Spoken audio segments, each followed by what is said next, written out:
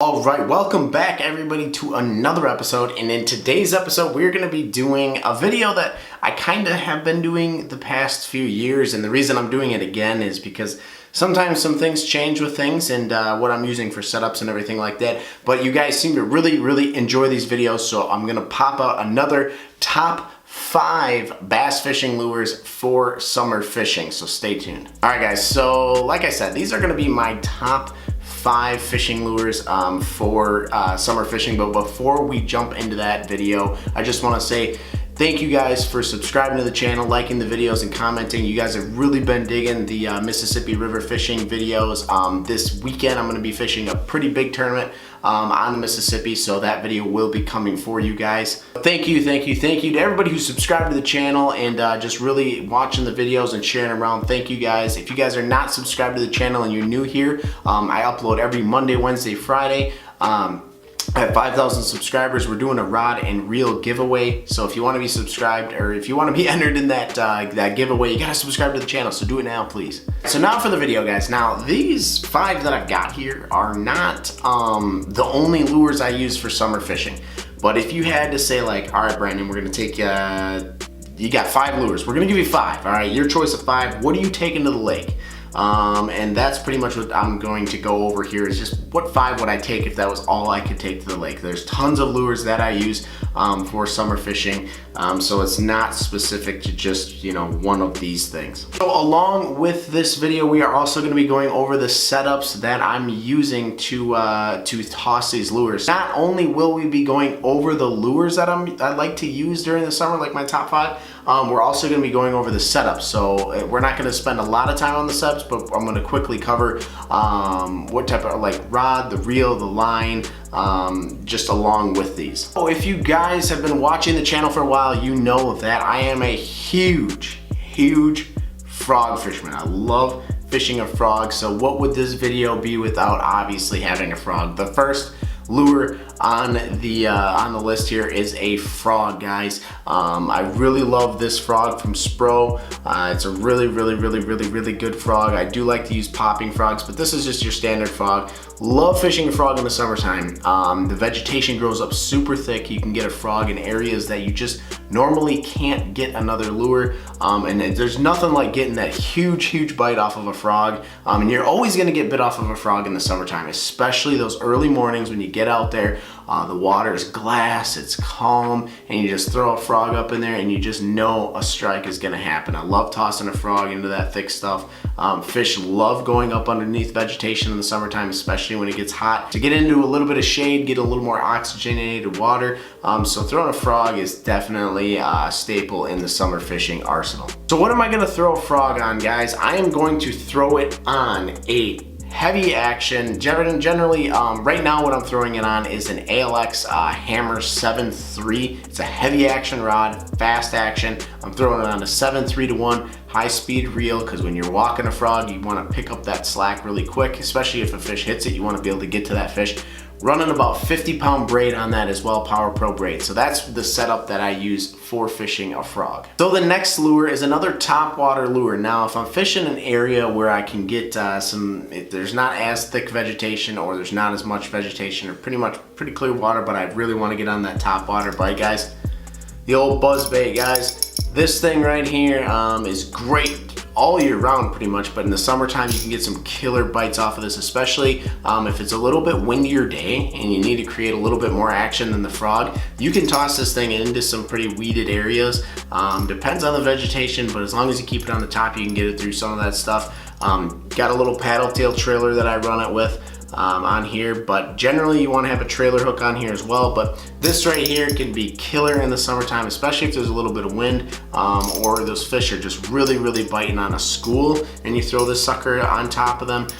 They seem to just crush a buzzbait. So what am I gonna throw a buzzbait on? So generally, if I'm throwing a buzzbait, I'm gonna throw it on like a 7'3" rod, generally a medium heavy, and I'm generally going to use braid on a buzzbait. Usually around 30-pound braid is usually pretty good. 7-1-1 or 7-3-1, you know, high-speed reel will work really well. So moving on to the very next bait here, guys. If you guys have been watching the channel for the last year or two, you know that I love fishing a good old swim jig, guys. Now this swim jig right here does not have a paddle tail trailer. Usually I throw the swim jig with a paddle tail trailer that I have on this buzzbait. I'll throw that on the back of a swim jig or a crawfish style. A swim jig, it's just a killer bait, guys. It just seems like no matter what, if a situation's tough, you're not getting bit, this is a great confidence bait. You can cover a lot of water with a swim jig. You can fish it in all sorts of conditions, especially vegetation, especially where I'm fishing on the Mississippi River and stuff like that. There's a lot of vegetation out there, and the swim jig can pull through a lot of that really, really well. I generally throw black and blue, that's kind of my color. White and chartreuse is pretty good, or an all white one. Black and purple also works really well, but black and blue is usually like what I'm throwing like 95% of the time. I won't switch it up unless I'm in like clear water situation, or I see that the shad are a different color, then I'm going to try to match the shad. But usually the weight on this, I go to a 1/4 ounce swim jig, because a 1/4 ounce swim jig with that paddle tail trailer on there, even on a medium heavy rod, throws really, really well. I haven't found the need to go to a 1/2 ounce just yet. If I'm fishing thicker vegetation, I will switch to a 1/2 ounce, but for the most part, a 1/4 ounce swim jig pretty much covers all the elements and what you'd need. The rod that I'm going to throw this on that I've been loving this year so far is an ALX Promise 7. It is a medium heavy fast action rod. I'm throwing it with a 7-3-1 Boo Garcia reel on 20-pound fluorocarbon. Now the rod, I love it because it's a 7-foot rod. A 7-foot rod is really what I love for throwing a swim jig. It's super, super light. The 7-3-1 Boo Garcia reel is a little fast for a swim jig, because a swim jig, in my opinion, it doesn't need to be reeled really fast. It's almost like a crankbait where you can kind of bring it slow as long as it's going through nicely, and then you just lean into it. But I do like that reel on there, and 20-pound fluorocarbon. Some people are gonna be like, well, that's way too heavy, man. You don't need that heavy of a line on a swim jig. Well, like I said, I'm fishing a lot of vegetation, and this thing gets tossed around in some thick vegetation, and I need that 20-pound fluorocarbon to get that fish up and out of that vegetation. And I also fish, there's a lot of riprap on the Mississippi. Sometimes I'm throwing this swim jig up against that riprap. I like to have a little bit thicker line, especially fluorocarbon, so I don't, you know, when I nick it and stuff, it's not gonna get nicked up too bad. I found with like, you know, smaller fluorocarbon, especially down to like that 10 to 12 pound, just gets nicked up really easy on those rocks. This is a setup that I use for tossing a swim jig. The next lure, guys, is one of my favorite lures to throw, especially around rock, and that is going to be a crankbait, guys. This is just a square bill crankbait here. This is one of my favorite colors to throw, is this red color. I also really love throwing the black with chartreuse crankbait as well. This is a square bill. I'm pretty much just kind of covering crankbaits in general here.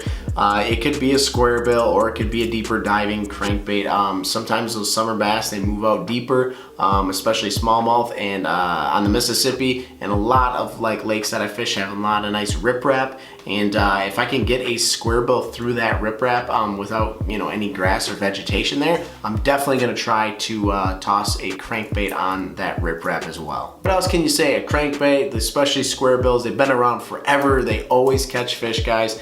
There's really not a reason why not to have a crankbait in your tackle box, especially when you're fishing in the summertime. So the rod that I'm gonna throw this on, guys, that I've really been loving this year, I know I've been really loving up on these rods, but they're really great rods, guys, is the ALX Hustler.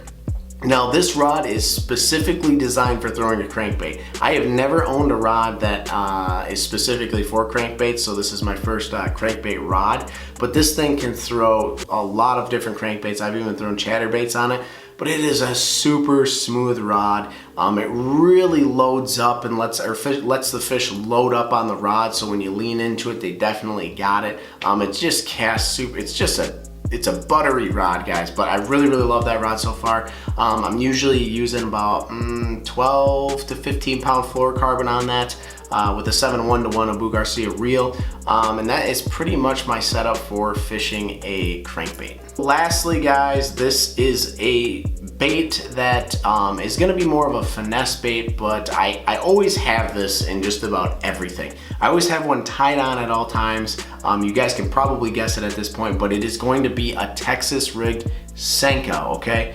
I love fishing a Senko, guys. It just always catches you fish. Green pumpkin, this is the green pumpkin, purple and green flake by Gary Yamamoto. I love the Senkos. Don't love the price of them sometimes because they can get pretty pricey, but I love these Senkos, guys. A Senko will catch you fish no matter what time of the year, any time of the day. It's just a great rig. I generally rig this up with a 1/4 ounce to 3/8 ounce tungsten weight, and then I throw on a 4/0 wide gap hook with it, but I love fishing a Texas rig Senko, and for that matter, a Texas rig in general, guys. That's one of the most versatile things. I generally throw a jig on my 7'3" rod. I love fishing a flipping jig, but I'll tell you what, when I'm fishing grass and I'm starting to get into grassier stuff, I like to switch over to like a 3/8 to a 1/2 ounce tungsten weight with a 4/0 wide gap hook, and I love Texas rigging a Senko, or I love the Texas rig structure bug, creature bait, crawfish, anything. That is one thing that I love about the Texas rig, guys, that I think is great, is you don't have to use a Senko, okay? You can switch up the weights depending on, if you want it to fall, how fast you want it to fall, but you also get to switch up the baits. Super versatile. You can go to a Senko, you can go to a crawfish, you can go to that, structure bug, all sorts of things, creature baits, brush hog. There's just so many, it's so versatile. I feel like when you're fishing a flipping jig, you're pretty stuck to that one tight, compact bait, but with a Texas rig, it pulls through grass super well, super easy to fish, and there's just so much versatility to it. Now for the rig that I'm using to fish a Texas rig. If I'm fishing it on a 1/4 ounce tungsten, I'm probably gonna throw it on the ALX Buzz 7. Now that's a 7-foot medium power, fast action rod. It's really good for fishing that lighter Texas rig stuff. I fish it on about 10 pound fluorocarbon with a 7-1-1 Abu Garcia reel. And then if I'm gonna go heavier, if I'm getting into that thicker grass and a flipping jig's not getting through it very well, it's not pulling through well, I switch it up to a medium heavy, which I'll use like the Promise 7 or Promise 7 3 by ALX medium heavy rod, fast action. That's usually on, because I'm getting into thicker grass, 20 pound fluorocarbon once again, with a 7-1-1 Abu Garcia reel, something like that. That's pretty much the setups that I use for using a Texas rig. There you guys have it. Like I said, this is just 5 lures that, I would use if I was going to the lake and you're like, man, you can only take 5. What are you taking to the lake? That is pretty much just the 5 that I would honestly take. There is so many others that you could use. You could use a whopper plopper.